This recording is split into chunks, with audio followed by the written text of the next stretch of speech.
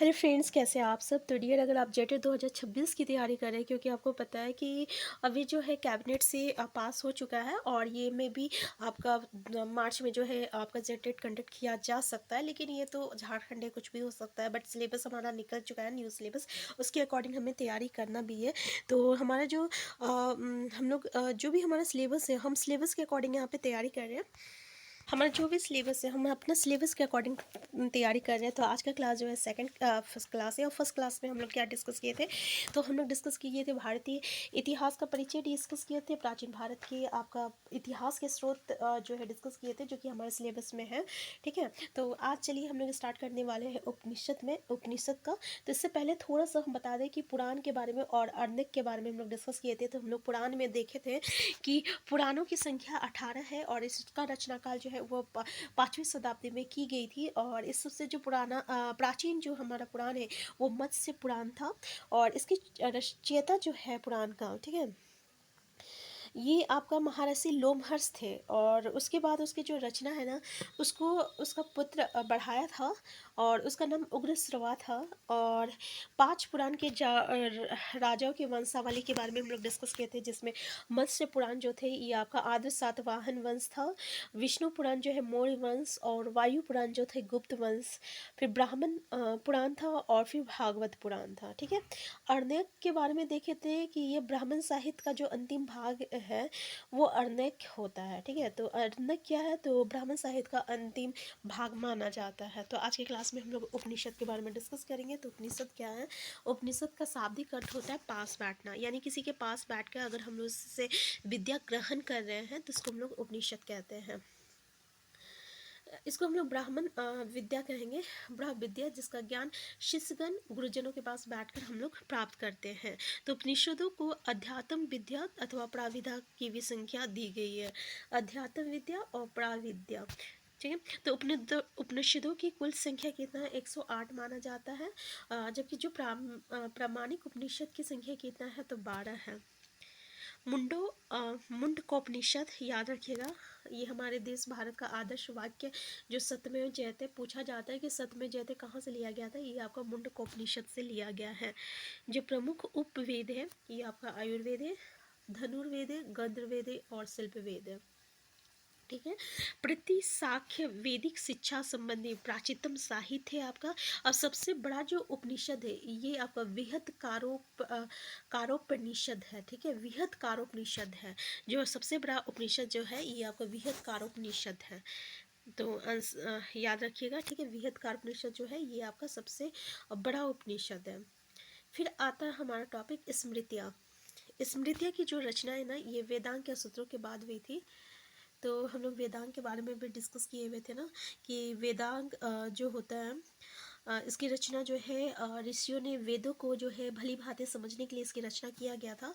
और वेदों की संख्या 6 है, जिसमें शिक्षा आता है, कल्प आता है, व्याकरण आता है, निरुक्त आता है, छंद आता है और ज्योतिष आता है। तो यहाँ देखिए, स्मृति की रचना वेदांग या सूत्रों के बाद हुई थी। और स्मृति ग्रंथों में सबसे जो प्राचीन एवं प्रामाणिक है ये मनु स्मृति है। इसका रचना काल जो है 200 ईसा पूर्व से 100 ईसा पूर्व माना जाता है। स्मृतियाँ की जो रचना काल है ये 200 ईसा पूर्व से लेकर 100 ईसा पूर्व माना जाता है। मनुस्मृति के रचनाकार अथवा टीकाकार है भारुचि, गोविंदराज, कुल्लूकवट और मेघातिथि। क्या है, भारुचि, गोविंदराज, कुल्लूकवट और मेघातिथि। मनुस्मृति को शुंग काल के मानक ग्रंथ का दर्जा प्राप्त हुआ है। शुंग काल का मानक ग्रंथ जो है दर्जा प्राप्त हुआ है मनुस्मृति को। गुप्त काल के विषय में विस्तार पूर्वक जानकारी हमें नारद स्मृति से प्राप्त हुआ है। ठीक है, तो गुप्त काल का मतलब कि विषय में विस्तार पूर्वक जानकारी हम लोगों को कहाँ मिला है, तो नारद स्मृति से प्राप्त हुआ है। सूत्र ईसा पूर्व, देखिए यहाँ पे क्या बोल रहा, 6वीं शताब्दी के बाद तथा ईसा संवत के दौरान सूत्र साहित्य की रचना हुई।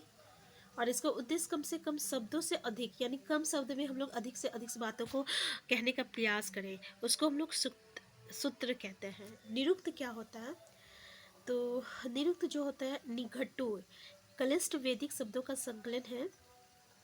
जिसकी व्याख्या करने के लिए महाकवि यास्क ने 5वीं शताब्दी में निरुक्त की रचना किया है। महाकवि यास्क ने किया है निरुक्त की रचना। श्रदर्शन, देखिए ऋषि महर्षियों ने उपनिषदों के दर्शन को 6 भाग में विभाजित किया है और इसको हम लोग 6 श्रदर्शन कहते हैं। एक है पतंजलि का योग दर्शन, कपिल का सांख्य दर्शन। तो या ऐसा क्वेश्चन पूछा था, पतंजलि का क्या है तो योग दर्शन है, कपिल का क्या है सांख्य दर्शन है, और बादरायण का क्या है उत्तर मीमांसा, उत्तर मीमांसा बादरायण का। कन्नाद का क्या है वैशेषिक दर्शन है कन्नाद का, और जैमिनी का पूर्व मीमांसा है, जैमिनी का पूर्व मीमांसा है। गौतम का न्याय दर्शन है, गौतम का क्या है न्याय दर्शन है। तो ये बहुत ही इंपॉर्टेंट है, इसको याद रखिएगा। पतंजलि पुष्यमित्र शुंग के पुरोहित थे और जिनके द्वारा लिखित महाभाष्य से हमें शुंगों के इतिहास की जानकारी जो है विस्तृत रूप से मिलती है। तो पतंजलि जो है ये पुष्यमित्र शुंग के क्या थे पुरोहित थे और इसके द्वारा लिखित जो है महाभाष्य से हमें शुंगों की इतिहास की जानकारी विस्तृत रूप से मिलती है। फिर अष्टाध्यायी को संस्कृत भाषा व्याकरण की प्रथम पुस्तक का अष्टाध्यायी को संस्कृत भाषा व्याकरण की प्रथम पुस्तक का सामान्य दर्जा प्राप्त है। किसको? अष्टाध्यायी को। संस्कृत भाषा व्याकरण की प्रथम पुस्तक का समान दर्जा किसको प्राप्त है? तो अष्टाध्यायी को है। इसके रचनाकार जो है महर्षि पाणिनि है। तो महर्षि पाणिनि जो है ये आपका व्याकरण के रचनाकार है संस्कृत भाषा में। अष्टाध्यायी पुस्तक से हमें मौर्य युगीन एवं उसके पूर्व के इतिहास एवं मौर्य के राजनीतिक व्यवस्था की जानकारी मिलती है। अष्टाध्यायी से हमको किसकी जानकारी मिलती है? तो मौर्यों की राजनीतिक व्यवस्था की जानकारी मिलती है।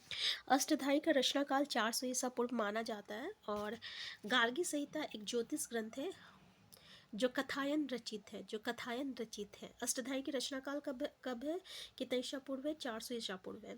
और गार्गी संहिता क्या है? एक ज्योतिष ग्रंथ है जो कथायन रचित है, जिसमें हमें भारत पर होने वाले यूएन आक्रमणों की जानकारी मिलती है। नेक्स्ट जो है ये महाकाव्य। तो भारतवर्ष के दो जो हमारा प्राचीन महाकाव्य ये रामायण है और महाभारत है। रामायण की रचयिता महर्षि वाल्मीकि है और संस्कृत भाषा में इसकी रचना जो है 5वीं सदी में हुई थी। संस्कृत भाषा में रामायण की रचना कब हुई थी? तो 5वीं सदी में हुई थी और इसकी रचनाकार जो है ये आपका महर्षि वाल्मीकि है रामायण का। इसकी आरंभ में 6000 इसमें आरंभ में जो था 6000 श्लोक था, जो बाद में 12000 श्लोक हुआ और कालांतर में कितना हुआ? 24000 श्लोक हुआ। रामायण को चतुर्विंशति सहस्त्री संहिता भी कहा गया है। शास्त्री। महाभारत के रचयिता है महर्षि वेदव्यास। आरंभ में महाभारत को जय संहिता भी कहा गया था। इसका रचनाकार 400 ईसा पूर्व में था। महाभारत में मूल्यतः 8800 श्लोक थे। जब जय संहिता कहा जाता था उसमें कितना श्लोक थे? तो 8800 श्लोक था। जब इसके श्लोकों की संख्या 24000 हो गया तब इसका नाम जो है भारत पड़ा था और कालांतर में जब इसके श्लोकों की संख्या 24000 हुआ, 24000 से बढ़कर 1,00,000 हो गई तब इसका नाम क्या पड़ा था? तो इसका नाम उसमें सत सहस्त्री संहिता और आखिरकार महाभारत हो गया।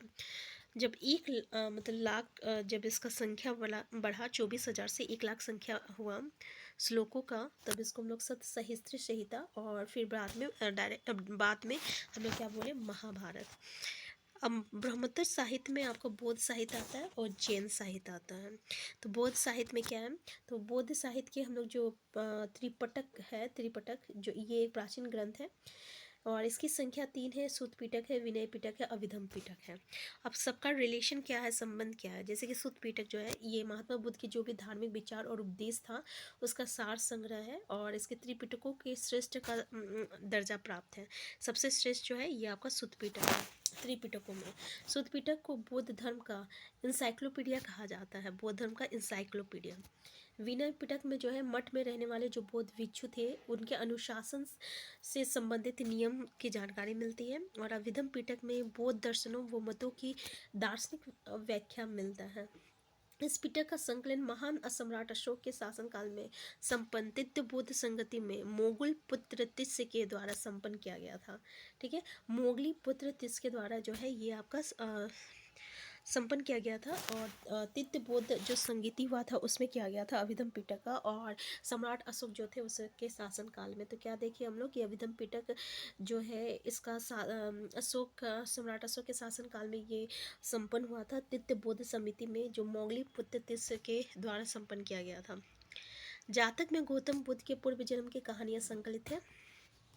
याद रखिएगा, जातक में गौतम बुद्ध के पूर्व जन्म की कहानियाँ संकलित हैं। दीपवंश की रचना 4वीं सदी में हुई थी और इसमें सिंहल द्वीप श्रीलंका के इतिहास पर प्रथम बार प्रकाश डाला गया था। महावंश की रचना 5वीं सदी में हुई थी और इस ग्रंथ में मगध के राजाओं की सूची मिलती है। मगध की राजाओं की सूची हमें महावंश की रचना में मिलती है, जो कि 5वीं सदी में हुआ था।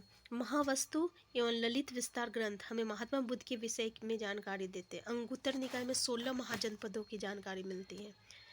महावस्तु एवं ललित विस्तार ग्रंथ हमें महात्मा बुद्ध के विषय में जानकारी देते हैं। महावस्तु और ललित विस्तार ग्रंथ जो है ये महात्मा बुद्ध की जानकारी के विषय में हमें जानकारी देते हैं। महावस्तु और ललित विस्तार। अंगुत्तर निकाय में 16 महाजनपदों की जानकारी हमें देखने को मिलता है। और आर्य मंजू, देखिए ये क्या है आपका नेक्स्ट पॉइंट है आपका आर्य मंजू श्रीमूल कल्प के द्वारा बौद्ध दृष्टिकोण से गुप्त सम्राटों का वर्णन मिलता है। मिलिंद पन्हों से हमें यूनानी राजा मिनांडर, याद रखिएगा मिनांडर, ठीक है, यूनानी राजा थे। मिलिंद पन्हों से हमें यूनानी राजा मिनांडर तथा बौद्ध भिक्षु नागसेन के दार्शनिक वार्तालाप की जानकारी मिलती है। बौद्ध भिक्षु नागसेन के दार्शनिक वार्तालाप की जानकारी मिलती है। हीनयान का प्रमुख ग्रंथ क्या नाम है? कथावस्तु है। इसमें महात्मा बुद्ध का जीवन रचित अनेक कथाओं के साथ वर्णित किया गया है। हीनयान एक प्रमुख ग्रंथ है। प्रमुख ग्रंथ कथावस्तु है। हमें महात्मा बुद्ध का जीवन रचित अनेक कथानकों के साथ जो है यहाँ पे वर्णित किया गया है। अब नेक्स्ट जो टॉपिक है ये हमारा जैन साहित्य है। तो आज का क्लास हम यहीं तक रखते हैं, इससे आगे हम लोग नेक्स्ट क्लास में डिस्कस करेंगे।